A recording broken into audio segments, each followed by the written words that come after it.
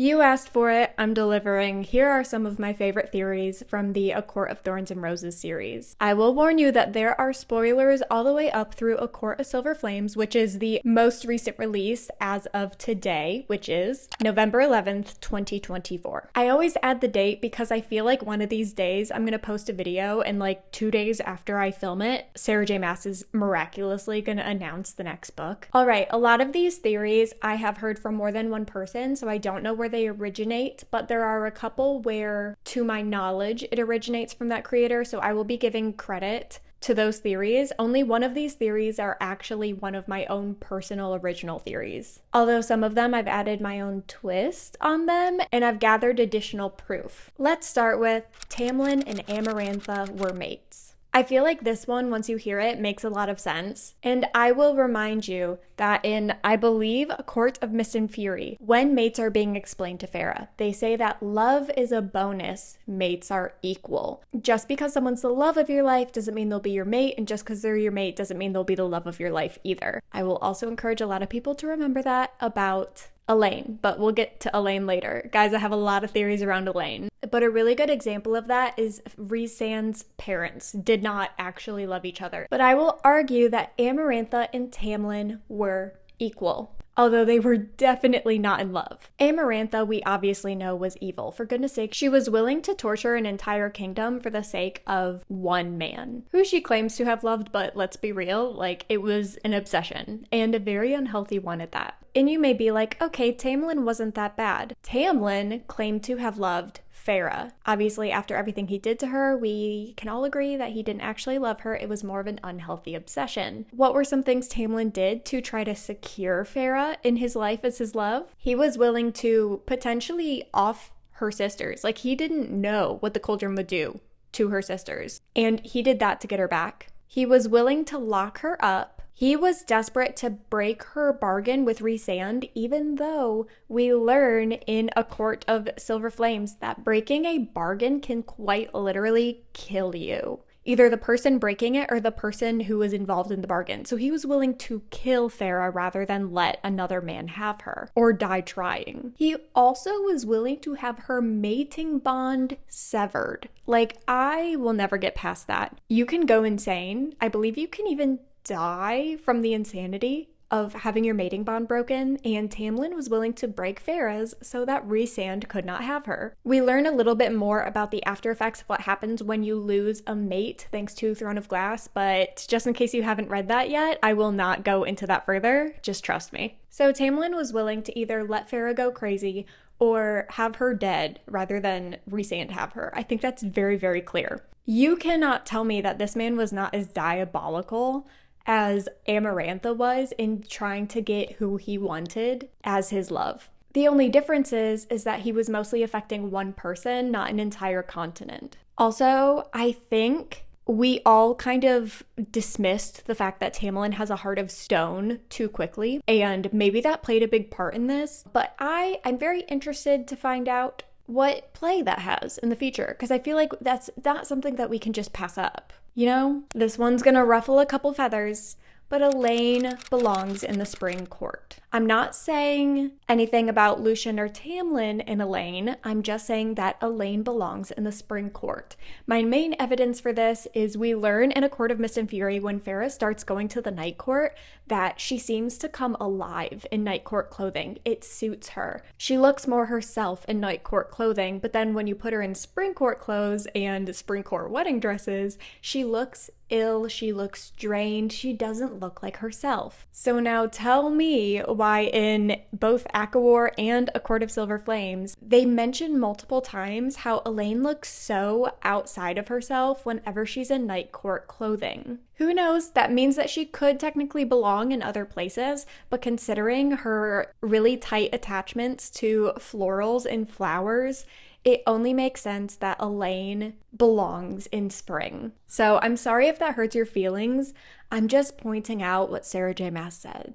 Theory number 3, I believe that Elaine has 2 mates. I think Elaine had a mate going into the cauldron, and I believe Elaine has a mate coming out of the cauldron. Here's the crazy thing though, I believe she has 2 mates, and I think they're going to be 2 of 3 men. Obviously, Azriel and Lucian, those are the 2 that everyone's like obsessed with, thinking it's either or, but I raise you Tamlin.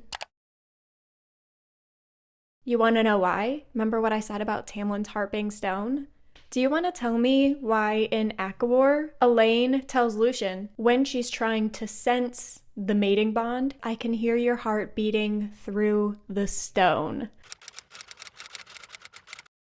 Arguably, could she be talking about feeling his heartbeat from the mating bond through the walls in the castle? Absolutely she could, but at the same time, Sarah J. Maas is known for these tiny little details blowing up in different ways, so I think that is something worth noting. It also kind of gives me the same vibes as Twilight, where Jacob was so attached to Bella and he ended up being, what's that word? Like bonded with her daughter, and I'm wondering if he thought he felt a bond with Farah because her and Elaine shared blood. Just a thought. Sorry if I'm like breaking any hearts right now. Honestly, some of these are even hard for me to say out loud. I don't even know what I want to be true and what I don't want to be true at this point. I think I'm ready to just like read the next book. This next one is a 2-parter. Sarah J. Maas said in the next ACOTAR book, there's going to be a big betrayal. There are 2 potential characters I think it could be, and I don't necessarily love it being either one of these. And I know a lot of people are arguing that it could be Rhysand, and although I think that would be the craziest plot twist of all time, and I can't really delve into that theory without giving away stuff from other series, and I don't know if you read them or not yet, so I won't share them, but I would highly recommend, if you have read both Throne of Glass and you have read Crescent City,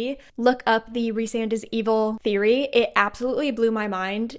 It does feel like a little bit of a stretch, but it would be the most insane thing for Sarah J. Maas to do. But let's talk about the ones who, given what we have in ACOTAR, seems like it's likely they're going to be the betrayers. The first one is obviously Morgan. I feel like this is kind of the popular one that everyone's talking about. First of all, she's always wearing red, and this isn't the biggest thing in the world, but Sarah J. Maas has known in the past with previous series to draw a lot of connections with certain words or certain colors, and we always see red associated with evil in the ACOTAR books. In A Court of Mist and Fury, it's the red roses at the wedding, and of course in A Court of Thorn and Roses, Amarantha is known to always be wearing red. She has a bold red lip. She's always surrounded by the color red, which is also why the roses are considered evil for being red, but you get the idea. Obviously, that's a small thing, so let's move on to the other points of evidence, shall we? In chapter 4 of A Court of Wings and Ruin, the goddess of truth, mind you, that's what Morgan is. Morgan is the goddess of truth.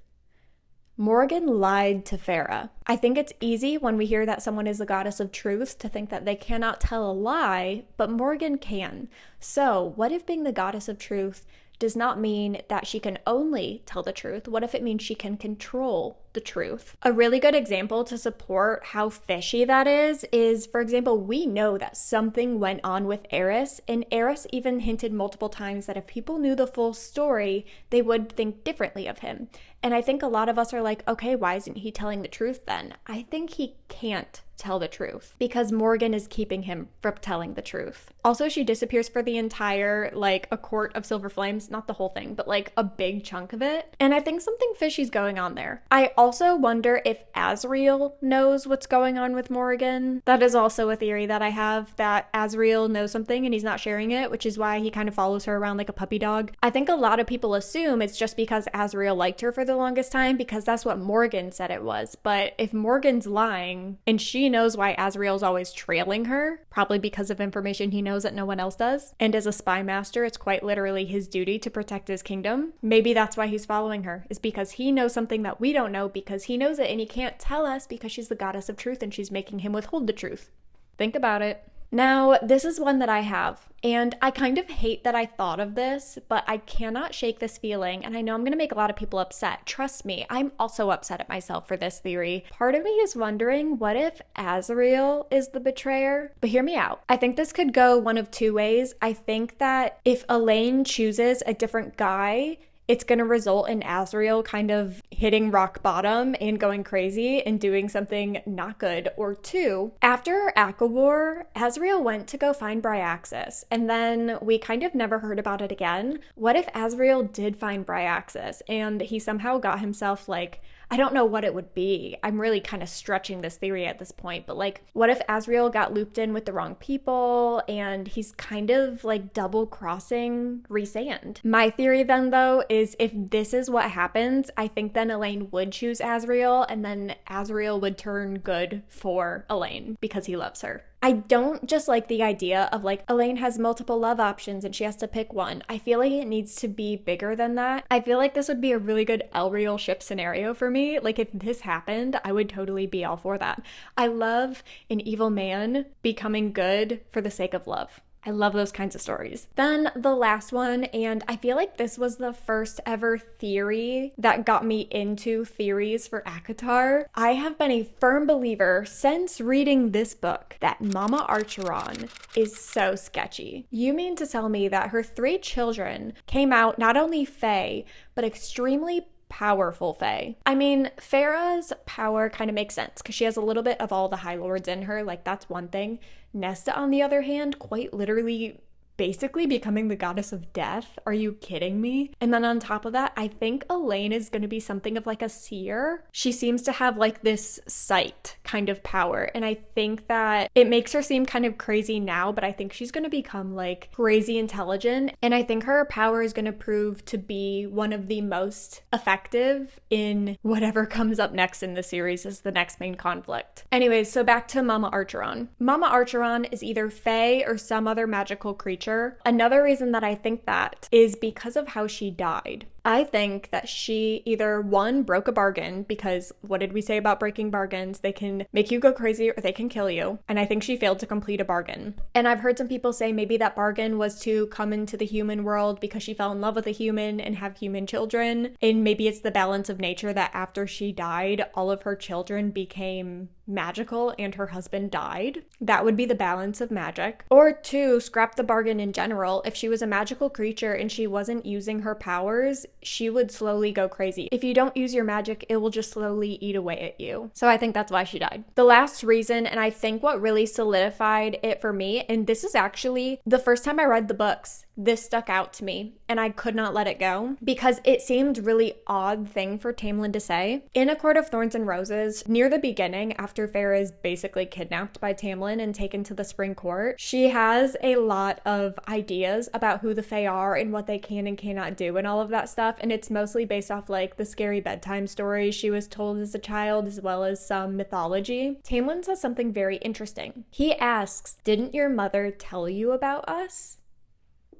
That is, first of all, mother is very interesting. I think Tamlin knows something about the Archeron's mother. Potentially even knew her personally. Those are all of my current favorite ACOTAR theories. Obviously, I know there are absolutely so much more, but we could be here for hours if I went through all of them. Let me know down below if this was your first time hearing any one of these theories, or if you have any additional theories I did not mention. I would absolutely love to hear them. In the meantime, you should check out some of my other Massverse related videos, or of course, you should definitely subscribe and stick around for Bookmas, which is coming up this December.